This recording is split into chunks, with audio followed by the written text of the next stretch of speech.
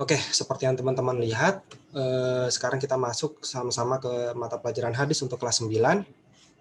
Insya Allah judul babnya kali ini adalah tentang bab mukmin saling membantu sama lain, satu sama lain. Ba'duhum ba'd. Buka halaman 114. Ustaz chat ke semuanya aja ya biar dapat informasinya. Silahkan buka buku hadisnya halaman 114. Pokoknya di judulnya itu ada ba'duhum ba'dnya gitu. Al-mu'minu ba'duhum ba'd. Ya, itu secara artinya adalah bab yang membahas tentang mukmin, kewajiban kita sama mukmin untuk saling membantu satu sama lain. Oke, tanpa memperpanjang kata ya, kita langsung masuk ke bagian matannya. Nah, ini semua matannya teman-teman. An Nabi Musa, an Nabi Shallallahu Alaihi Wasallam, annahu kana idza atahu sa'il aw sahibul hajah qala isfa'u faltu jaru wal yaqdillahu ala lisani rasulihi masya'a muttafaqun alaih. Ini diriwayatkan oleh salah seorang sahabat yang mulia, Abu Musa al-Asy'ari ya. Abu Musa al-Asy'ari beliau berkata, anna Nabi sallallahu alaihi wasallam, bahwasannya Nabi sallallahu alaihi wasallam ini annahu kana, beliau kana, jika pada saat itu, maksudnya kana itu berarti menyebutkan kata pekerjaan yang sudah berlalu, yang sudah terjadi. Oke, sama-sama Torik. Annahu kana, bahwasannya pada saat itu, idza atahu sa'il, jika datang kepadanya, idza atahu, jika atahu datang kepadanya, nyanya ini yang dimaksud Abu Musa adalah Rasulullah. Jika datang kepadanya, jika datang kepada Rasulullah, siapa? As-sa'il. Sa'il ini kan wazannya fa'il dari kata sa'ala. Sa'ala ini bisa berarti bertanya atau meminta. Maka as-sa'il artinya bisa orang yang bertanya atau orang yang meminta. Idza atahu sa'il, jika datang kepadanya, jika datang kepada Nabi Muhammad ini as-sa'il, orang yang sedang meminta, atau sahibul hajah. Sahibul hajah, hajah ini kan keperluan. Sahib itu berarti orang yang punya keperluan, sahibul hajah.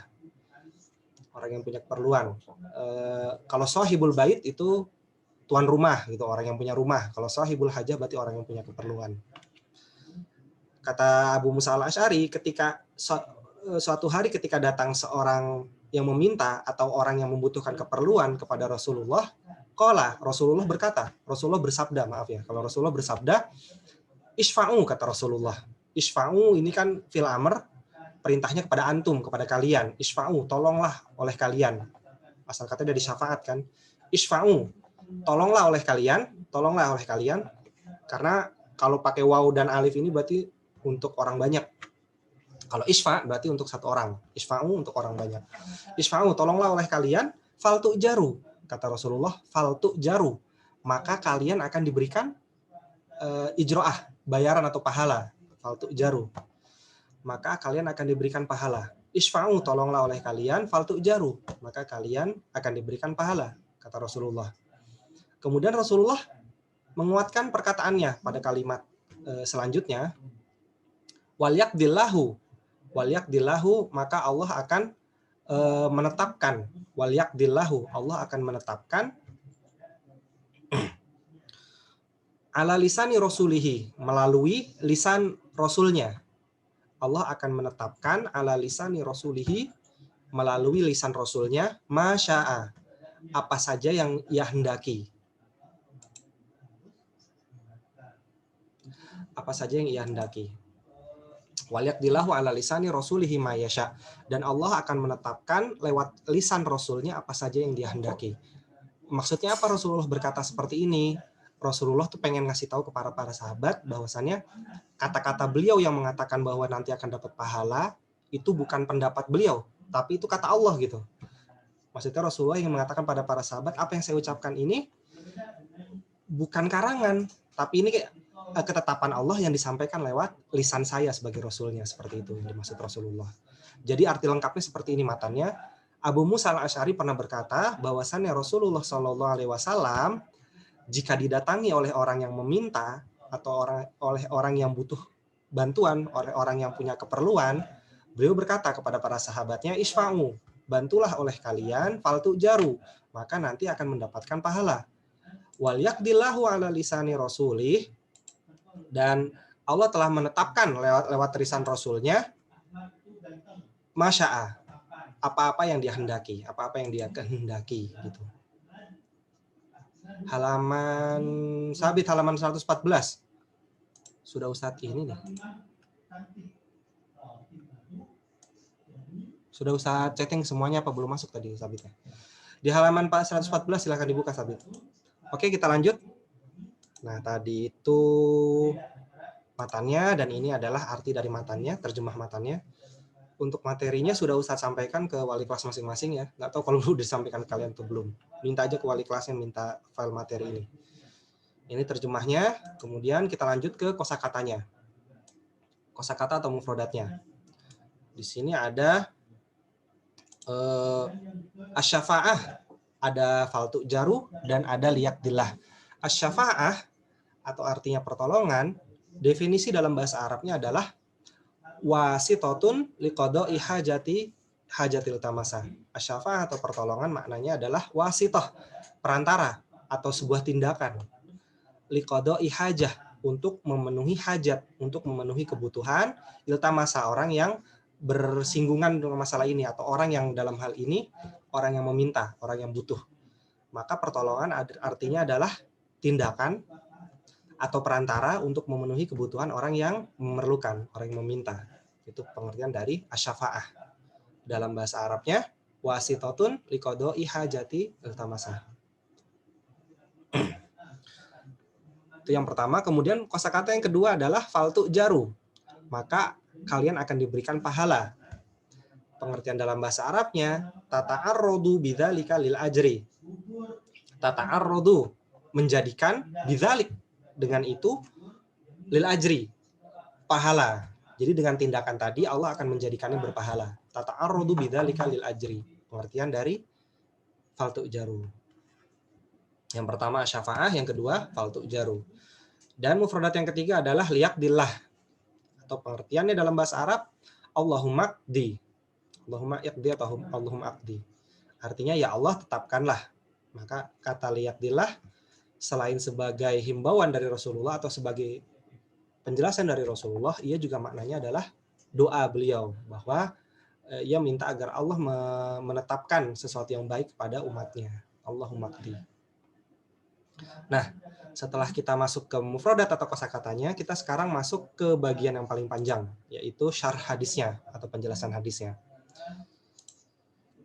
Baik teman-teman yang soleh semua, karena Rasulullah Shallallahu Alaihi Wasallam, karena sebentar.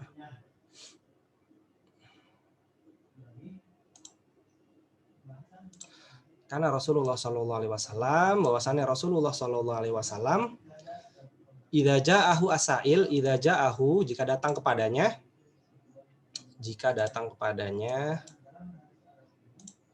idza ja'ahu, jika datang kepadanya, kepada Rasulullah asail, yang dimaksud adalah orang yang meminta, jika datang orang yang meminta kepada beliau, au talibul hajah, atau orang yang sedang meminta, sedang membutuhkan hajah, keperluan, aqbala, beliau menerima, aqbala ala ashabihi,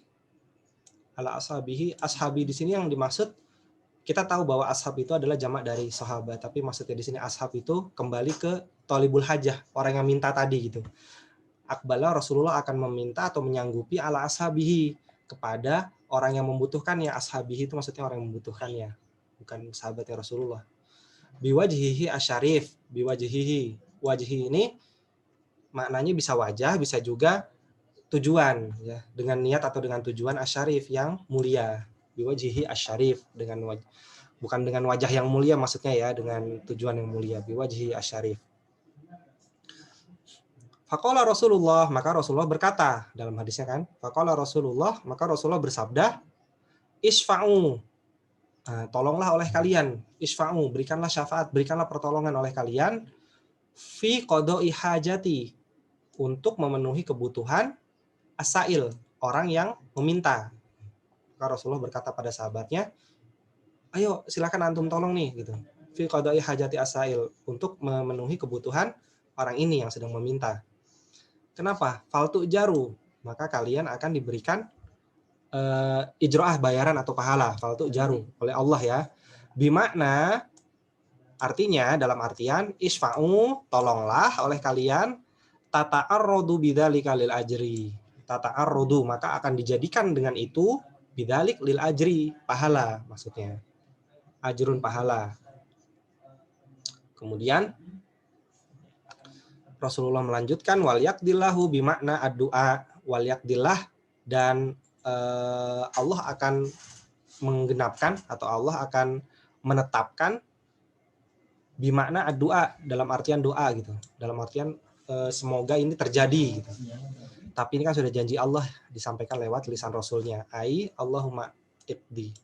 Ya Allah, tetapkanlah gitu maksudnya. Intinya Rasulullah menanamkan keyakinan kepada para sahabatnya bahwasannya semua yang dia sampaikan bukanlah pendapat Rasulullah semata, tapi ini berdasarkan wahyu yang Allah berikan pada beliau gitu. Jadi semua perkataan Rasulullah itu bukan murni dari kata-katanya, tapi memang itu semua sudah Allah atur, sudah Allah wahyukan kepadanya untuk berkata seperti ini. Bukan sesuatu yang Rasulullah karang cuma buat bikin sahabatnya senang. Enggak seperti itu ya.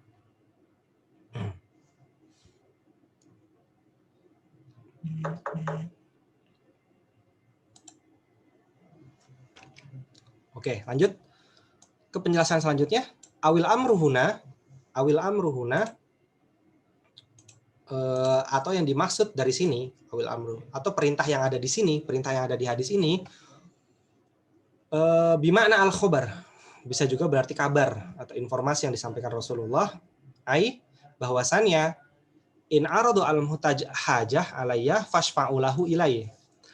In aradu, jika membutuhkan al-muhtaju hajah. Muhtaju hajah itu artinya sama seperti sahibul hajah. Al-muhtaj itu kan orang yang membutuhkan. Atau dalam bahasa Arab kita bisa bilang saya butuh. Maka dalam bahasa Arabnya ana ahtaju gitu. Saya menginginkan. In aradu al-muhtaju hajah, jika menginginkan al-muhtaju hajah, orang yang punya keperluan tadi, jika menginginkan alayya dalam artian butuh bantuan gitu, alayya fashfa'ulah, maka tolonglah gitu, fashfa'ulahu, maka tolonglah dia, fashfa'ulahu, maka tolonglah dia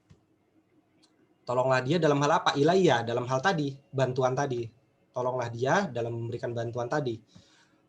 Fa'innakum idza syafa'tum, fa'innakum, maka sesungguhnya kalian, fa'innakum idza syafa'tum, jika kalian memberikan bantuan, fa'innakum idza syafa'tum, jika kalian memberikan bantuan, hasolalakumul ajro. Hasola itu artinya kalian akan dapat, hasolalakum, kalian akan mendapatkan apa? Al ajro, pahala. Hasolalakumul ajro, kalian akan mendapatkan pahala. Fa'innakum idza syafa'tum hasolalakumul ajro. Maka kalian jika memberikan bantuan, hasolalakumul ajro, kalian akan mendapatkan pahala. Nah, ini yang penting, yang semoga jadi motivasi buat kita. Sawaun kubilat syafa'atukum aula. Sawaun, sama saja. Kubilat syafa'atukum, apakah bantuan kalian tadi diterima, aula, atau tidak. Nah, itulah enaknya dalam Islam. Kita ngebantu seseorang, kalaupun bantuan kita nggak diterima sama orang itu, kita tetap dapat pahalanya gitu. Nggak usah nyari contoh yang ribet, misalnya kayak di kelas, teman kalian butuh pulpen gitu, pengen kalian pinjemin, tapi ternyata teman kalian udah keburu minjem ke orang di sebelahnya. Nah, niat baik kalian itu sudah Allah berikan pahala, walaupun pulpennya nggak sempat kalian pinjemin ke dia, tapi kalian sudah punya niat, sudah kalian dahului dengan tindakan, walaupun bantuannya tidak disambut atau tidak diterima, pahala sudah ada dalam genggaman kalian. Inilah pentingnya saling bantu-membantu di antara sesama mukmin ya. Sawa'un kubilat syafa'atukum aula. Tetap mendapatkan pahala, sama aja mau diterima mau enggak bantuan kalian gitu. Ini yang jadi titik beratnya. Semoga menjadi bisa jadi motivasi bagi kita untuk terus membantu teman-teman kita yang membutuhkan. Kemudian ada catatan juga di sini yang harus kita perhatikan. Wa yajrilahu ala lisanihi nabi masya'ah. Wa yajrilahu, dan Allah juga Menetapkan juga maknanya sama ya. Ala lisani nabihi masya'ah, melalui lisan nabinya apa-apa yang dia kehendaki. Dalam hal apa yang dimaksud ini? Yang Allah tetapkan ini dalam hal apa saja? Min mujibati qada'il hajah aw adamiha. Dari kewajiban untuk memenuhi keperluan seseorang au adamiha atau menolaknya. Atau makna lengkapnya gini, maksud dari perkataan ini adalah Allah itu telah menetapkan lewat lisan Rasulnya dalam hal syariat untuk membatasi kebutuhan atau keperluan apa yang kita wajib untuk membantu dan kita wajib untuk menolak. Mungkin terdengar aneh, emang ada kebutuhan atau keperluan seseorang yang harus kita tolak? Ada gitu. Kebutuhan atau keperluan yang sifatnya menyalahi syariat. Dalam hal apapun ini harus kita tolak. Maka ada kaidah berbunyi, tidak ada ketaatan kepada makhluk dalam bermaksiat kepada Allah gitu. Jangan atas dalil pertemanan, atas dalih persahabatan, atas dalih tenggang rasa, lantas kita membantu setiap orang tanpa melihat alasannya. Kalau dia minta bantuan sesuatu yang jelas itu melanggar syariat Allah, maka nggak boleh kita bantu. Contohnya apa dalam kehidupan kita yang sehari-hari ini? Misalnya ada teman yang nggak mau masuk sekolah karena bolos, tapi nitip ke kita absen gitu, atau minta tolong ke kita supaya bilang ke ustadz dia sedang sakit padahal nggak sakit. Nah ini kan dalam koridor ini berarti sudah menyalahi syariat. Oleh karenanya kita harus menolaknya, karena sesuatu yang bertentangan dengan syariat, apapun alasannya harus kita tolak gitu. Jangankan teman kita yang minta, orang tua kita minta aja kalau sesuatu yang bertentangan dengan syariat harus kita tolak gitu. Apalagi teman ya. Nah, oleh karenanya Allah telah menetapkan melalui lisan nabinya min mujibati qada'il hajah, dari kewajiban-kewajiban hal-hal yang wajib kita bantu, min mujibati qada'il hajah au adamiha, atau yang harus kita tolak. Perlu diperhatikan dulu bantuan seperti apa yang diminta. Kalau bertentangan dengan syariat, ya jelas wajib kita tolak. Oke, kita sudah selesai ya masalah syarhnya. Kalau masih kurang jelas boleh ditanyakan nanti di chat. Kemudian kita masuk ke bagian sebentar. Setelah syarh itu adalah fawaid hadisnya. Nah, ini fawaid hadisnya. Ada 3 poin. Yang pertama adalah istihbabus syafa'ah li ashabil hawaiji al-mubahah. Nah, ini penekanan lagi di sini. Istihbab itu anjuran atau saran, ya, anjuran atau saran. Asy-syafa'ah memberikan pertolongan ya. Istihbabus syafa'ah untuk siapa? Li ashabil hawaij. Ashabil hawaij adalah bentuk jamak dari sohibul hajah. Sohibun jamaknya ashabun, hajatun jamaknya hawaij. Maka sohibul hajah jamaknya adalah li ashabil hawaij. Istihbabu asy-syafa'ati li ashabil hawaij. Dorongan atau saran asy-syafa'ah dalam memberikan pertolongan li ashabil hawaij, bagi orang-orang yang membutuhkan. Berarti jumlahnya banyak. Oke, ada pertanyaan nanti boleh saya jawab setelah penjelasannya. Nah, teman-teman semua, poin yang pertama adalah bahwasannya hadis ini menyarankan kepada kita untuk memberikan pertolongan kepada orang-orang yang membutuhkan. Kata-kata terakhir ini harus dijadikan digarisbawahi, al-mubahah, yang dibolehkan oleh syariat, al-mubah. Kalau nggak boleh jangan dibantu. Misalnya ada teman atau orang atau kerabat kita minta tolong kita belikan sesuatu yang Allah haramkan. Misalnya minta tolong belikan ini anggur merah atau alkohol gitu untuk diminum, nggak boleh, kita harus tolak ya. Qada'il hajah artinya memenuhi kebutuhan. Nabil bertanya, apa itu qada'il hajah? Qada'il hajah artinya memenuhi kebutuhan atau menyanggupi permintaannya. Kemudian kita lihat poin kedua. Poin yang pertama udah paham insya Allah. Itu adalah dorongan kepada kita untuk memberikan pertolongan kepada orang-orang yang membutuhkan dalam hal al-mubah yang dibolehkan oleh agama. Lanjut, poin kedua, al-haddu ala khairi bi fi'li au bitasabbubi. Al-haddu itu artinya juga sama, kayak dorongan juga. Dorongan atau anjuran ya, al-haddu alal khair, dalam hal kebaikan, bil fi'li, bisa dengan perbuatan atau tindakan, au bitasabbubi, atau bisa juga dengan hal-hal yang menyebabkan pertolongan itu bisa terjadi. Ini bahasanya agak ribet ya. Maksudnya begini, kita kan dalam membantu orang itu nggak melulu pakai tindakan, Bisa juga pakai perkataan, bisa juga pakai uang gitu. Nah, ini yang dimaksud dalam hal tasabbuh. Kalau teman kita misalnya minta tolong untuk geserin lemari, berarti kan kita bantu pakai tindakan, pakai fi'al gitu. Tapi kalau teman kita minta motivasi, maka kan nggak bisa pakai kata kerja biasa, tapi harus dinasihati, harus diberikan motivasi. Atau teman kita butuh saran, kita berikan saran. Saran kan tidak melulu tindakan. Atau teman kita butuh uang, ya kita pinjamkan. Tentunya dengan lihat-lihat kondisi juga gitu. Kalau orangnya suka rajin ngutang tapi jarang bayar, lebih baik jangan dipinjemin, karena nanti malah kasihan orangnya gitu. Karena kita harus hati-hati ya masalah hutang ini nih. Ustadz kan juga dulu pernah jadi santri, jadi teman tuh ada yang suka minjem tapi nggak pernah balikin ya. Padahal di satu sisi kalau kita tahu orang ini jarang ngebalikin uang yang dipinjam, lebih baik jangan dipinjamkan. Kenapa? Karena kasihan orang tadi gitu. Semakin banyak hutang yang dia tumpuk, akan semakin sulit baginya jalan untuk menuju surga nanti. Makanya kita tahu bahwa dalam fikih sekalipun, hutang ini sangat penting, sangat urgen kaitannya. Orang itu kalau meninggal pasti yang dikatakan ahli waris atau keluarganya apa yang pertama setelah dikubur. Kalau misalnya ada hutang atau sesuatu yang belum tertunaikan, silahkan sampaikan ke pihak keluarga. Kan seperti itu ya. Kenapa? Karena orang dengan pahala sebesar apapun kalau masih punya hutang sama orang di dunia, itu bisa nggak masuk surga. Hatta orang yang meninggal karena syahid pun, ketika sudah sampai di depan pintu surga, ada kalau nggak salah hadis ya, ada orang yang mati syahid karena membela agama Allah dalam peperangan, mati syahid, ketika mau masuk pintu surga ditahan sama malaikat. Gara-gara apa? Masih punya utang di dunia. Utang ini kan hubungannya bukan sama Allah tapi sama manusia. Makanya masalah utang ini sesuatu yang sensitif. Kalau teman butuh uang, lihat dulu orangnya. Oh, ini orangnya suka minjem tapi jarang balikin duit, lebih baik jangan dipinjemin.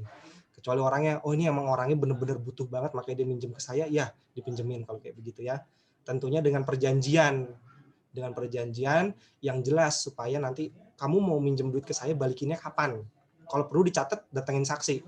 Dan nggak main-main. Makanya ayat terpanjang dalam Al-Quran itu ayat yang ngomongin masalah hutang. Lihat surat Al-Baqarah yang ayat 1 halaman panjangnya. Itu ngomongin apa? Hutang.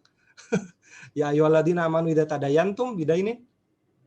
Itu kan ayatnya tentang hutang sampai 1 halaman. Saking pentingnya masalah itu. Gara-gara hutang aja kita bisa nggak masuk surga gitu. Nah, memberikan bantuan juga kita lihat, kalau orang yang jarang mau balikin, lebih baik kita bantu dengan cara lain, jangan dihutangin.